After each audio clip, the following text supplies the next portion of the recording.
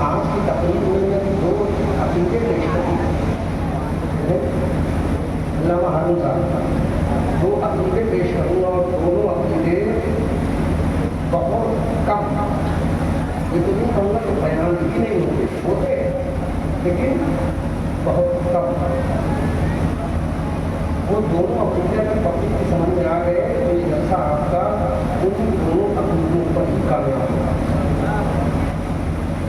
ورنہ شہادت تو میں الحمدللہ آواز تھوڑا صاف کرو، ایسا نہ ہو کہ ناک سے نکل رہی ہے، سارے ساؤنڈ سے برابر آواز نکلی، کسی سے کم کسی سے زیادہ نہ نکلے، اور ایکو جو ہے وہ تیز نہ ہو، ٹریبل کم کرو، ٹریبل میں چیچی کی آواز نہیں آنی چاہیے، میٹھی آواز نکالو تاکہ سننے والوں کو اچھا لگے۔ ابھی میں بول نہیں رہا ہوں، جب بولوں گا تو مائک بولے گا، نہیں آواز خراب ہوگی، ٹھیک کرو۔ تو نوجوانوں،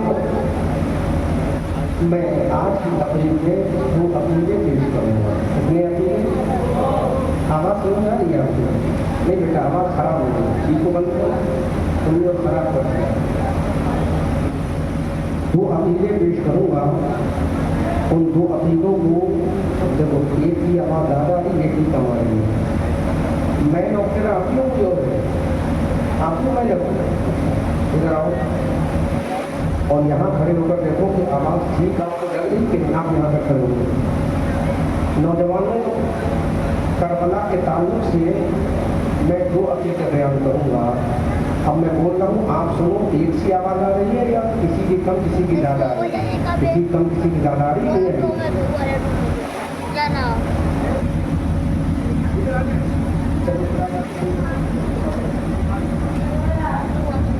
کھڑے رہو۔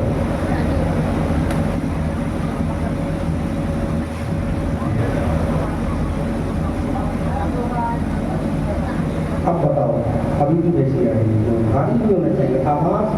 کانوں میں ٹکرانا نہیں چاہیے، دماغ پہ لے کر بول دو۔ نوجوانوں، آج کی تقریر بھلے ہی میں جوش میں نہ کروں، ہوش میں کروں، تدریس کے انداز میں کروں، لیکن تقریر یاد کر کے جانا کہ میں بیان کیا کر رہا ہوں، یہ بہت اہم جلسہ ہے۔ حضرت نے مجھے حکم کیا کہ آپ کو میرے جلسے میں دوبارہ پھر آتا ہے، حالانکہ بڑے لمبا سفر کر کے میں آ رہا ہوں، اور کل مجھے اختر پرواز نعیمی صاحب کے بہار میں جانا ہے، یہ آج ہمارے یو پی میں ہے، کل ہم ان کے بہار میں جائیں گے، آج انہوں نے یو پی کا چاول کھایا، کل ہم بہار کا چاول کھائیں گے، اور بالکل اوریجنل بہار جسے کہا جاتا ہے اس بہار میں جانا ہے، سیوان ہوا تو ہمارا یو پی سے لگا، اوریجنل بہار ادھر جا رہا ہوں، ٹھیک ہے نا؟ اور تو آپ کو توجہ سے سننا، مردوں، نوجوانوں، بچوں، سب توجہ سے سننا، میں بڑے سائلنٹ ماحول میں آج بولنے کا موڈ بنا کر آیا ہوں۔ میں چاہتا ہوں ہماری قوم کی اصلاح ہو جائے کربلا کے تعلق سے، کیونکہ کربلا کے تعلق سے بہت ساری ایسی باتیں بیان کی جاتی ہیں، معاف کرنا جو رافضی بیان کرتے ہیں، کیا جو رافضی بیان کرتے ہیں، ہمارے جلسوں میں بھی کوئی چیز بیان کی جاتی ہے، لیکن رافضیوں سے ہماری مجلس سے الگ ہونا چاہیے، تاکہ پتہ چلے یہ کسی گستاخ صحابی کی نہیں، وفادار صحابہ کی مجلس ہو۔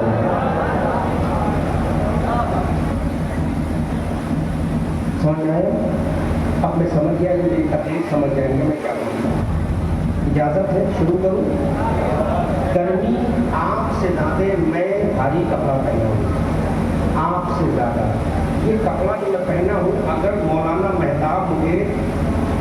یہ اصل میں نذرانہ کی بڑی مشکل سے دیتے ہیں، علامہ تحفظ صاحب سارا خون نکال لیں گے اسٹیج پر، یہ پہلے ہی انہوں نے کہا حضرت کہ جبہ یہی والا آنا چاہیے،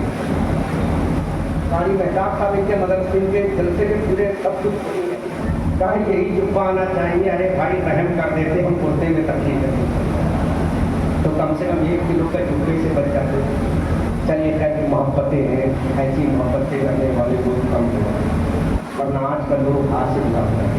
اللہ ہدایت کا۔ میں شروع کر رہا ہوں، عقیدے 2 کلیئر کروں گا، اور اس کے بعد انشاءاللہ کربلا کا ماحول میں سائلنٹ انداز میں بیان کروں گا۔ الحمدللہ نحمده ونستعینه ونستغفره ونؤمن به ونتوکل علیہ ونعوذ باللہ من شرور انفسنا ومن سیئات اعمالنا من يهده الله فلا مضل له ومن يضلل فلا هادي له ونشهد ان لا اله الا الله وحده لا شريك له ونشهد ان سيدنا ومولانا وملجانا ومأوانا محمدا المصطفى وعلى آله وأصحابه وأهل بيته وعلماء ملته وشهداء محبته وأولياء أهل سنته نجوم الهدى أما بعد فأعوذ بالله من الشيطان الرجيم بسم الله الرحمن الرحيم قال الله تبارك وتعالى في القرآن العظيم والفرقان الحكيم يا أيها الذين آمنوا استعينوا بالصبر والصلاة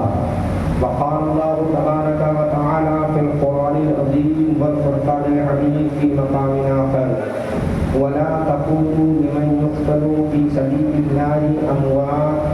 بل أحياء ولكن لا تشعرون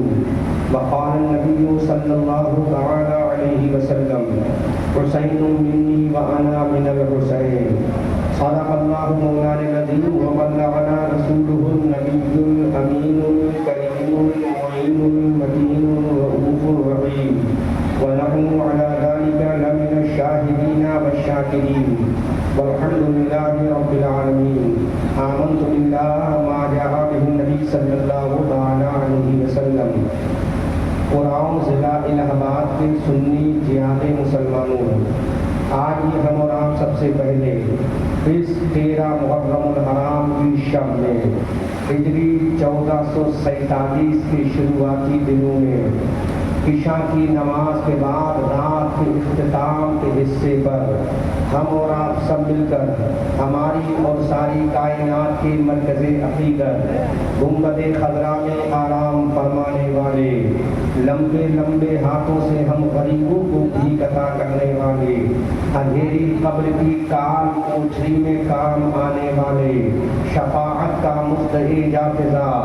اپنی زبان نبوت سے ہم گنہگاروں کو سنانے والے، جن کا چمکتا چہرہ بضحا، جن کی پیاری پیاری زلفیں واللیل اذا سجا، جن کا چوڑا چوڑا سینہ الم نشرح لک صدرک، جن کی آنکھ کا سرما ما زاغ البصر